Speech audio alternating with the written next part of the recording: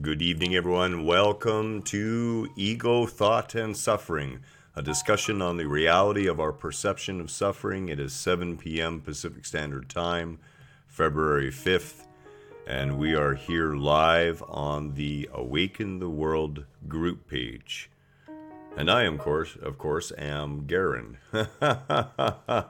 So, boy, I see Terry is here. Terry, it feels like forever since we've been able to talk to you. Let's see who else shows up. So I am a few seconds early. We just ran a quick 4-minute video or so on the evening session for day 5 of 28 Days to New Consciousness. And that is on the Awaken the World page within Facebook. It will soon be shared to the group page and then, of course, show up onto YouTube perhaps later this evening, if not first thing tomorrow morning. So I want to say a happy and hearty welcome to everyone this evening, no matter when you see this video, no matter when you watch it. This is important stuff. It really is beneficial to get a grip on this. So forgive me for a sec while I have a sip of my coffee. Kelly and I had a little bit of a hurried night tonight, but you know what? That's okay. It rarely happens. And when it does, we have the presence of mind to just stay calm and get through things, and it happens. So let's get this started right away. Let's talk about ego first and foremost and make sure that everyone has a clear picture about what's going on, okay? Now, I want to be crystal clear about something.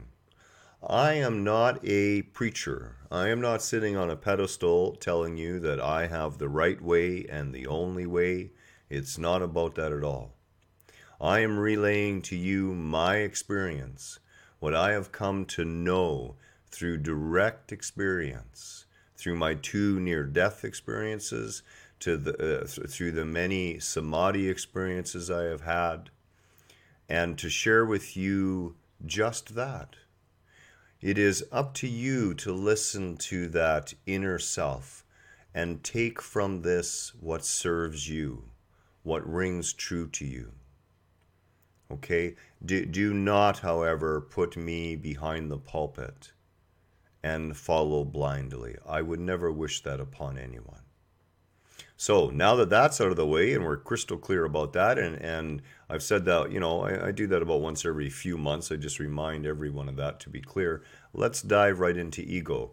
So ego, in a nutshell, this is what happens. When you're born into this world, you begin to register experiences. Every single experience is recorded because that's what the energetic field of the body does.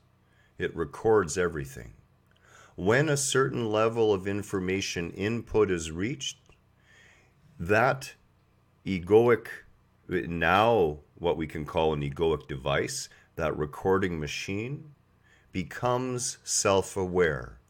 It develops a sense of I. This sense of I does not exist in little babies. Babies do not see things inside of themselves and outside of themselves. They have no thoughts surrounding that. Why? They do not have enough experience to conceptualize such a thing. This growth of what really is an artificial intelligence is totally planned. You planned it. That which you truly are planned it prior to this particular birth, as before in every particular birth. This plan involved creating this artificial intelligence that would live out and participate within this dualistic universe in a story, in a play. And it is a play of discovery, and it is that sea of consciousness or God discovering itself through the only method it could, and that is to break itself apart, convince itself that it's separate and alone, and then free that into the dualistic universe to look back upon creation. This sense of I, which you will label with your name, I am Garen, for example, or my wife is Kelly, those are just labels that we give this artificial intelligence. Now, a lot of people at this point begin to get a little bit hazy in the eyes and possibly a little confused about it, and that's totally okay. You've lived a whole life thinking you were the voice in your head, and it never occurred to you that there was something else that was hearing the voice in your head. Something much larger, something that when you pay attention and allow yourself just to feel it, you can feel this presence. And that presence is devoid of any sort of judgment, devoid of any sort of opinion. It's just taking it all in. This is the deeper and larger part of you. The ego may be thought of as the tip of the iceberg, that which exists above water in the dualistic universe. Anything above the water of the iceberg is existing within our time-space reality, our 3D reality, what we would call reality. And it's very real and it serves purpose, never doubt that. That which exists below the water exists, of course, in the realm of consciousness and is multidimensional, timeless, spaceless, infinite, and eternal. Now, that egoic identity, that which you have, is not to be killed, and it is not the enemy. And as we've talked about before, I really want you to let go of concepts of having to do shadow work with yourself, as if the shadow side of you did not also contain that seed of the divine. You were here to have the experiences you have had in order to help wake you to the higher truth of your existence, to help evolve you consciously, to help evolve you as the whole of creation evolves itself back towards unification and wholeness, the whole of that sea of consciousness. This is what we would call the ego. It is not an enemy. The darkness you perceive in yourself, in the light of awareness, becomes your strength. You know, I've used this reference before, and I've used it with some people directly, and I'm going to use it again, okay?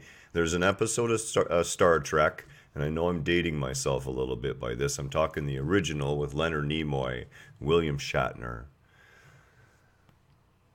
where Kirk is split in a transporter accident, and he is split into his light side and his dark side.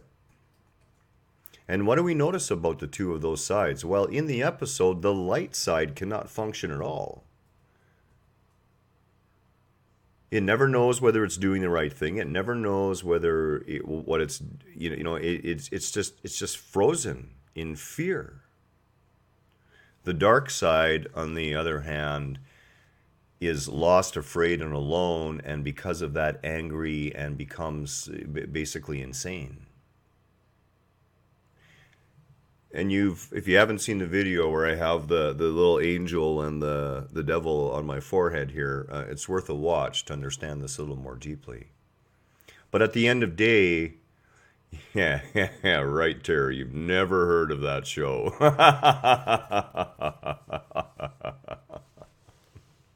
But at the end of the day, that isn't a dark part of yourself. That's what happens when that part of yourself acts out unconsciously. But it contains your strength as well. So don't try to kill ego. What you're doing is you're gently steering ego back onto course. You're allowing yourself to disidentify with the stream of thoughts. And let's face it, if the ego was really what you were, if you really were that voice in your head, how come you have no control over it most of the time? You may be able to shut it down for a few seconds. Maybe even for a minute or two.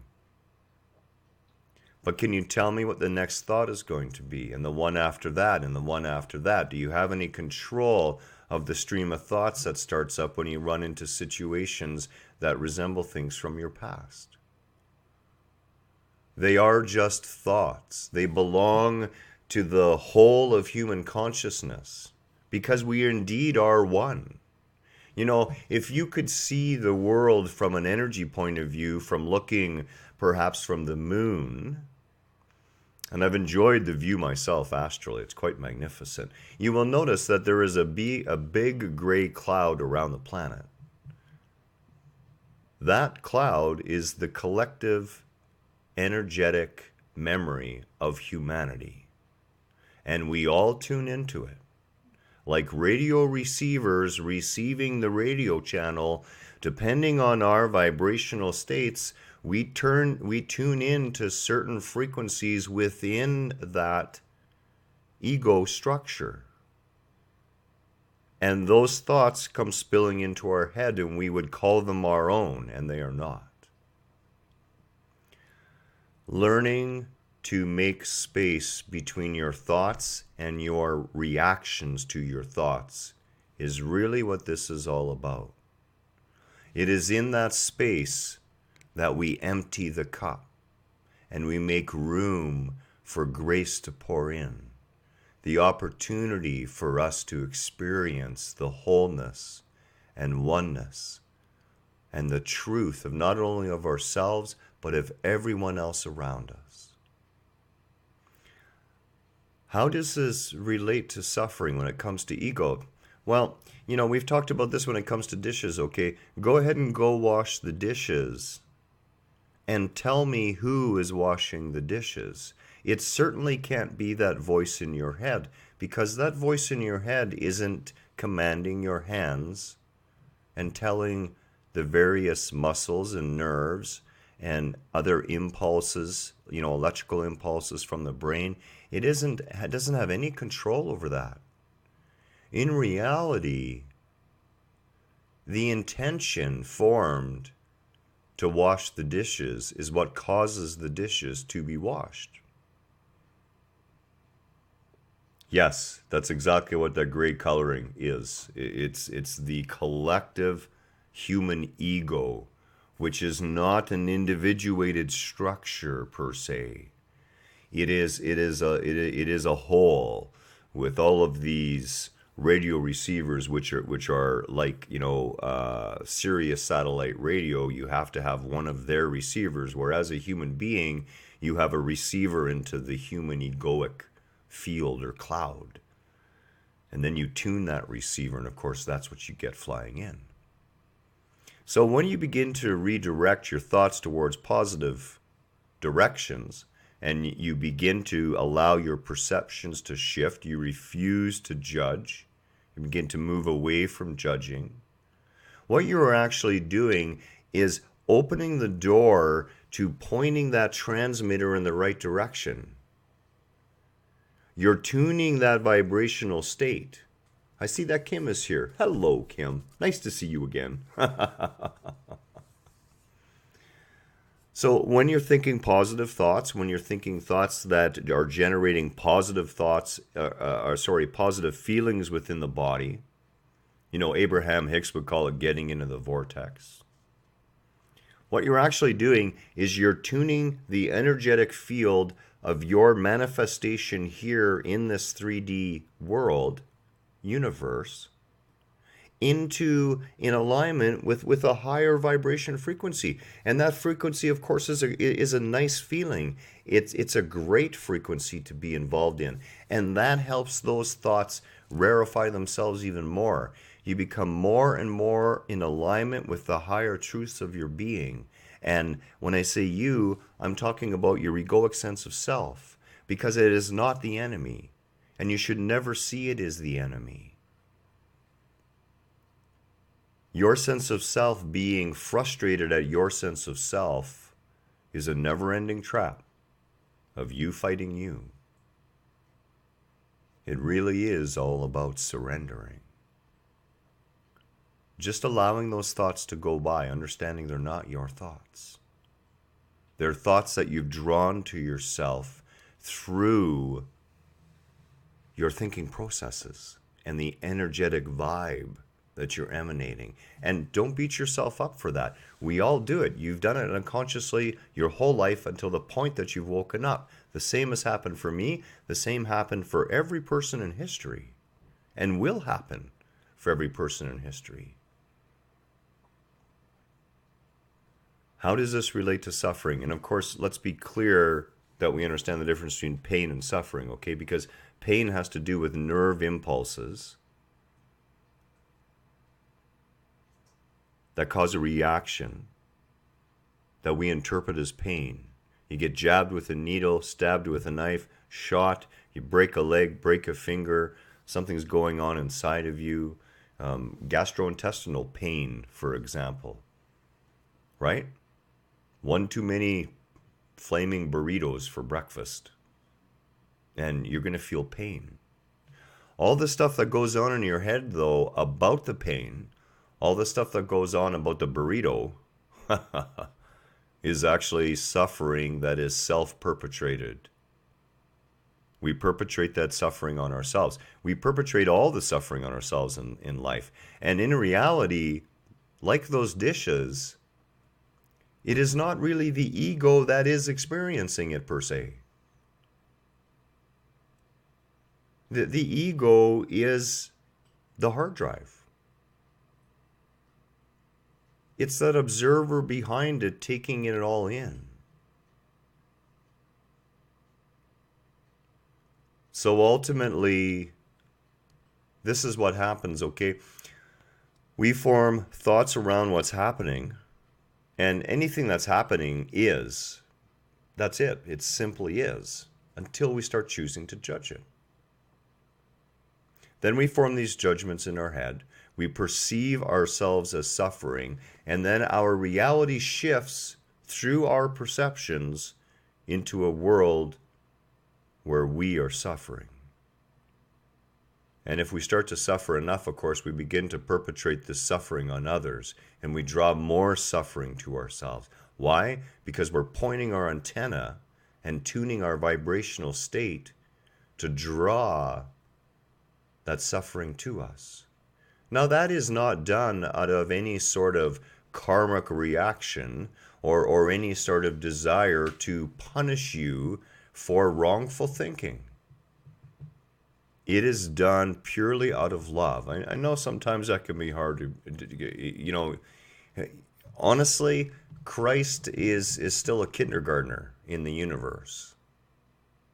Way ahead of where we are right now.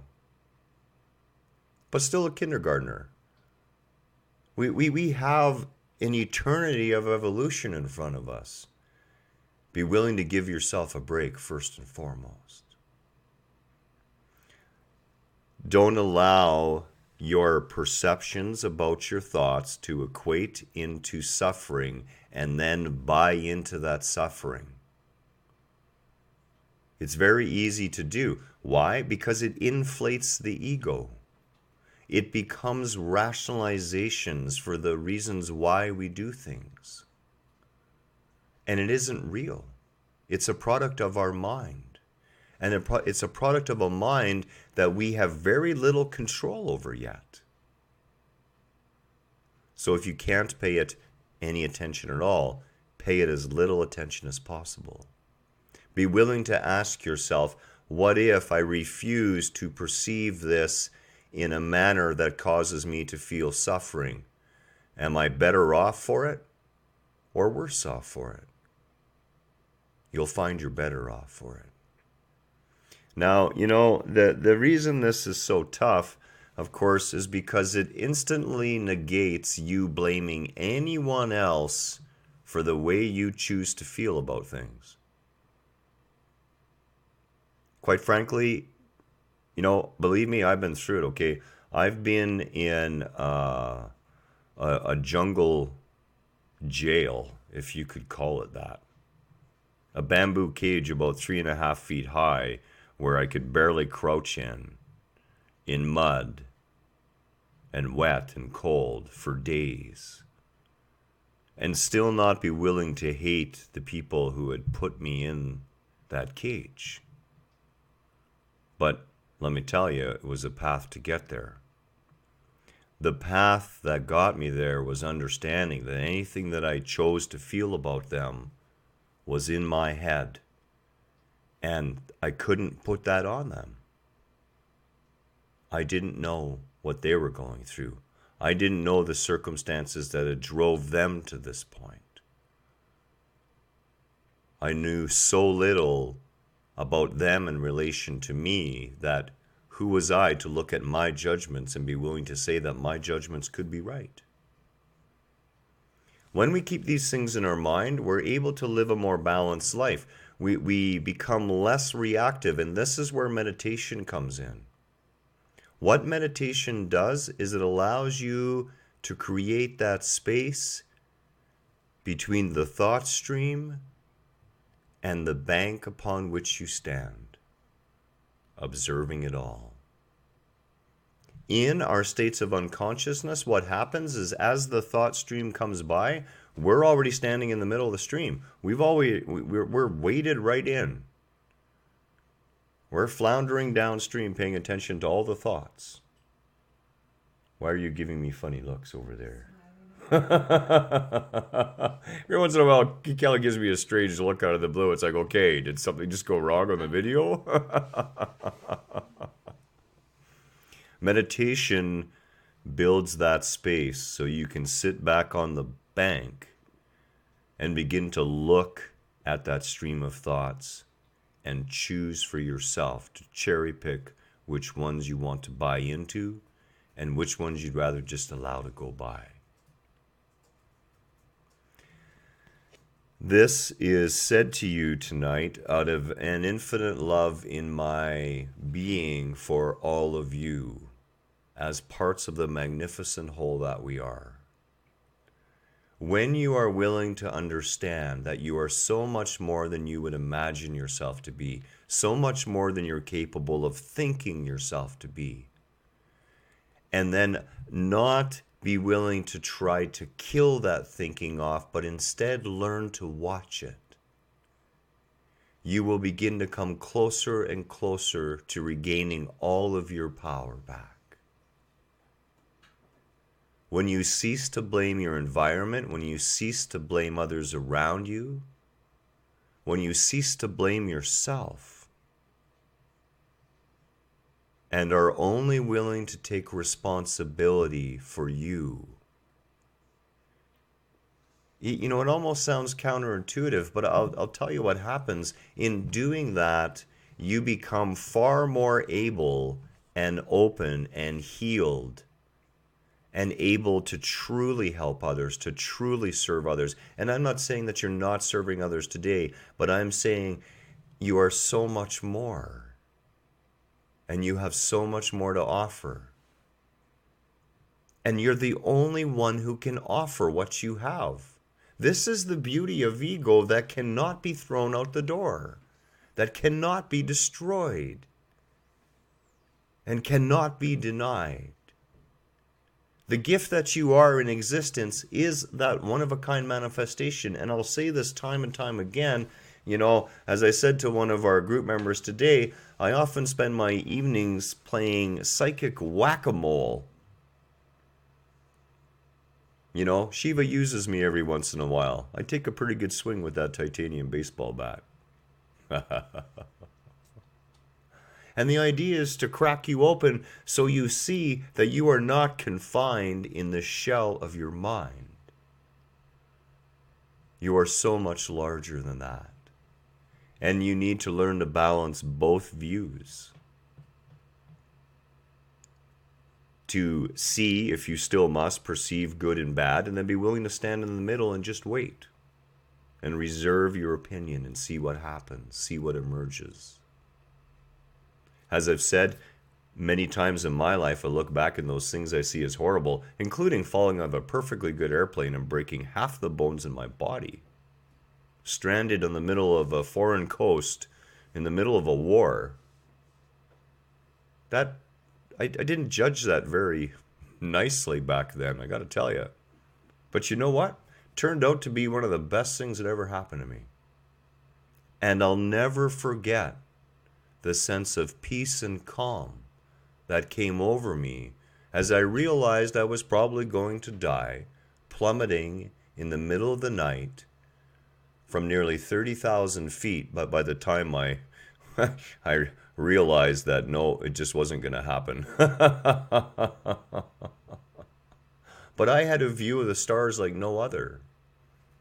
I had a mask on, I had an oxygen bottle, I was dressed in full amphibious gear, carrying a large pack on me, and I thought I was going to die. I'll never forget the peace of that, the peace that came over me.